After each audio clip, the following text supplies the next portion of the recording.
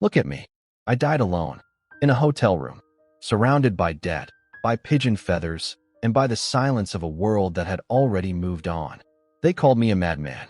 They called me a poet of science, a dreamer lost in the clouds. They were right, but they were also wrong, because the madness you fear is the very force that moves the world forward. I am Nikola Tesla, and I have returned to tell you the truth they erased. Do you know what it feels like to watch another man take credit for your life's work? I do. I stood in the shadow of Thomas Edison. I watched him electrocute animals to prove my alternating current was dangerous simply to protect his direct current empire. I watched him smile while my name was dragged through the mud. I was cheated, robbed, forgotten, but I never stopped. Why? Because I did not work for money. I did not work for fame. Those are baubles, trinkets. They are the applause of the crowd, which fades the moment you leave the stage. No, I worked for the universe. When I was a boy, I had a vision. I did not see a motor. I did not see a coil. I saw a rotating magnetic field. I saw it in my mind as clearly as I see you now. I did not build it with copper and iron first. I built it in the imagination. That is where all great things are born. You ask me the secret to innovation, to success? It is not hard work. It is not grinding yourself into dust. It is isolation. I tell you this, the mind is sharper when it is alone. The crowd dulls the senses. The crowd tells you what is possible. It laughs at the impossible. But the impossible is merely the possibility that hasn't happened yet. I dreamed of a world without wires. I dreamed of harnessing the power of Niagara Falls. I dreamed of sending signals to Mars. They said I was a century ahead of my time. Perhaps I was. But look at you now. You carry my dreams in your pocket. You call it a smartphone. You call it Wi-Fi. You call it the wireless age. I called it the beginning. But there is something I must tell you. Something I learned in the cold silence of my later years. Science without consciousness is destruction. You have mastered the machine. You have bent electricity to your will. But have you mastered yourself? I watched humanity rush toward industry. I watched you build towers of steel and smoke. And I begged you to listen.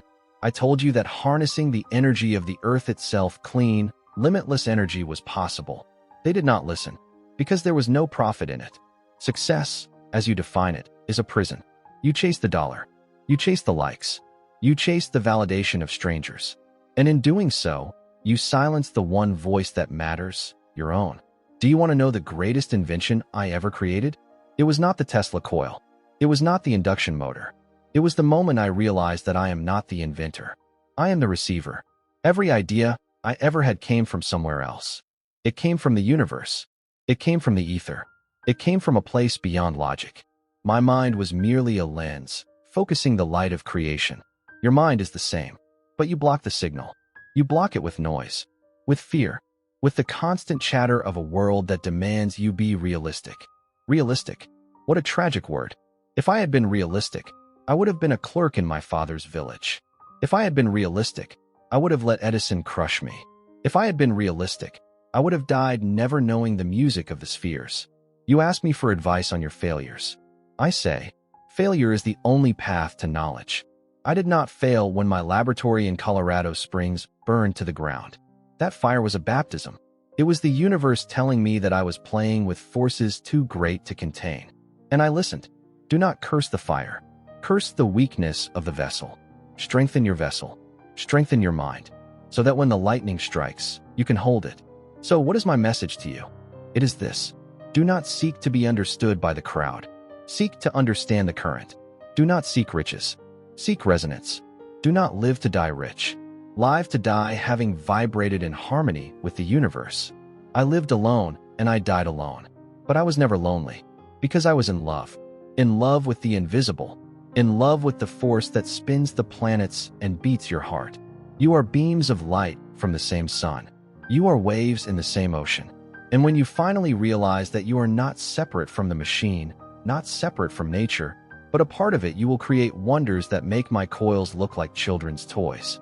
The day science begins to study non-physical phenomena, it will make more progress in 1 decade than in all the previous centuries of its existence. Be that change. Dream the impossible.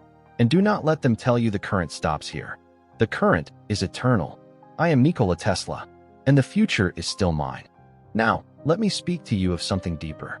Something I have waited a century to reveal. You have heard the phrase tossed about like a child's toy, the law of attraction. You think it means wishing for a new carriage or a larger home. You think it means picturing coins in your palm until they appear.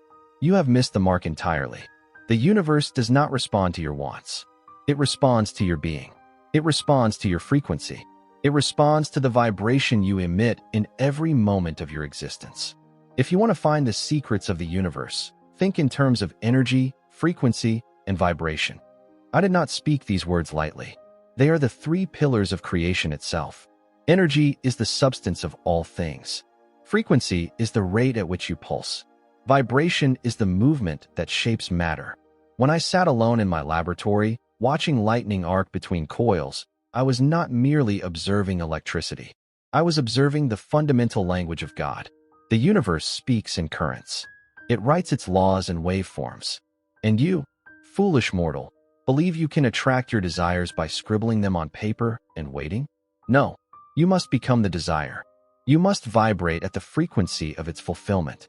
I discovered something in my later years that I dared not speak aloud. The secret of 3, 6, 9. If you only knew the magnificence of the 3, 6, and 9, then you would have a key to the universe. They think this is mysticism. They think it is numerology. They are blind. These numbers are the blueprint of manifestation itself. The 3 is the beginning. It is the thought, the spark, the intention cast into the void. The 6 is the structure. It is the work, the repetition, the daily discipline that shapes the thought into form. The 9 is the completion. It is the return, the manifestation made manifest, folding back into the source from which it came. I did not invent this. I discovered it. I observed it in the mathematics of rotating magnetic fields. I observed it in the cycles of the planets. I observed it in the very architecture of your own bodies. Your heart beats in rhythms. Your breath moves in cycles. You are a walking symphony of frequencies, and yet you live your life as if you are nothing but flesh and bone. You are more. You are a transmitter, a receiver, a living antenna in an ocean of energy. The law of attraction is not a law in the way you understand it. It is not a rule imposed from above. It is a law in the same way that gravity is a law. It operates whether you believe in it or not. You are attracting constantly. Every thought you think, every emotion you feel, every belief you hold, they are all broadcasting a signal into the ether. And the universe? The universe is the great receiver. It does not judge. It does not filter.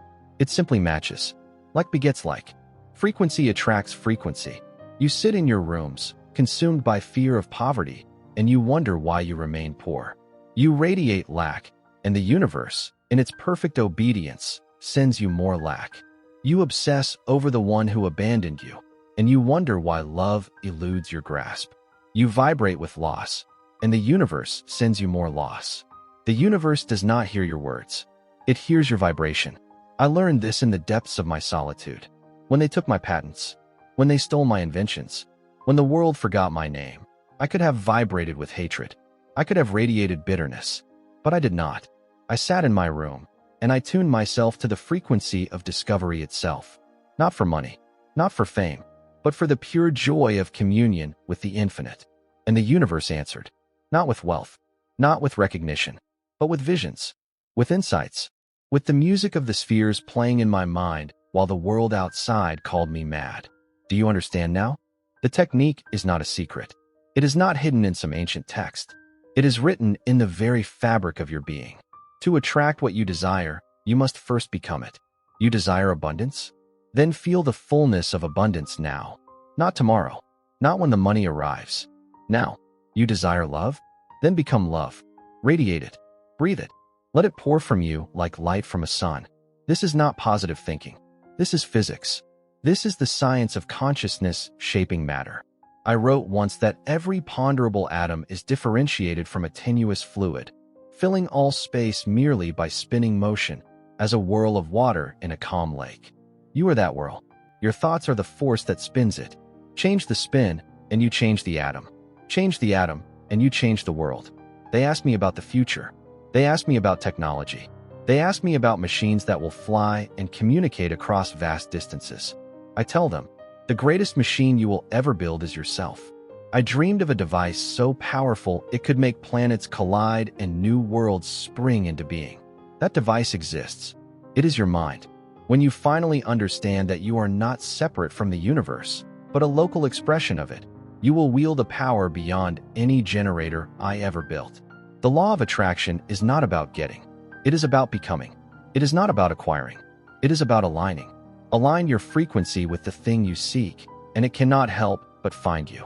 It is drawn to you as iron to magnet, as lightning to rod, as river to sea. I stood at Niagara Falls and watched tons of water plummet every second. I did not see destruction. I saw potential. I saw energy waiting to be harnessed. You are Niagara. Your emotions, your thoughts, your beliefs, they are falling constantly. Are you harnessing them? Or are they crashing uselessly into the rocks below? But you must first become still enough to know what frequency you are emitting right now. Are you vibrating with resentment? Release it. Are you vibrating with fear? Surrender it. Are you vibrating with unworthiness? Burn it. These low frequencies attract only more of themselves.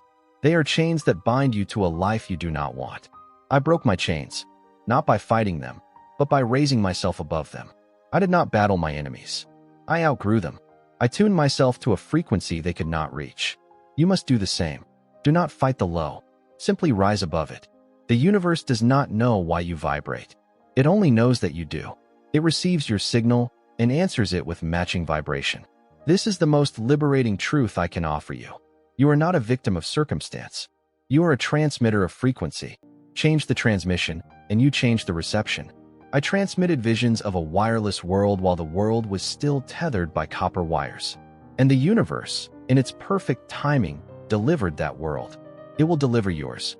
But you must hold the frequency. You must maintain the vibration. You must not waver when the world tells you it cannot be done. They told me I could not send power through the air. They told me I could not communicate with Mars. They told me my rotating magnetic field was a fantasy. But I held the frequency. I saw it in my mind. I felt it in my bones. I vibrated with its reality while the world around me vibrated with doubt. And the universe answered. Not always as I expected. Not always when I wanted. But always, always, in alignment with the frequency I had broadcast. So what is my message to you? Do not seek to be understood by the crowd. Seek to understand the current. Do not seek riches. Seek resonance. Do not live to die rich. Live to die having vibrated in harmony with the universe. I lived alone and I died alone. But I was never lonely, because I was in love. In love with the invisible. In love with the force that spins the planets and beats your heart. You are beams of light from the same sun. You are waves in the same ocean. And when you finally realize that you are not separate from the machine, not separate from nature, but a part of it, you will create wonders that make my coils look like children's toys. The day science begins to study non-physical phenomena, it will make more progress in 1 decade than in all the previous centuries of its existence. Be that change. Dream the impossible. And do not let them tell you the current stops here. The current is eternal. Tune yourself to the frequency of your highest vision. Hold it without wavering. Become it in every cell of your being. And the universe, which has been waiting for your signal since the beginning of time, will answer. I am Nikola Tesla, and the future is still mine. The future is also yours. Now go. Be still. Listen. And be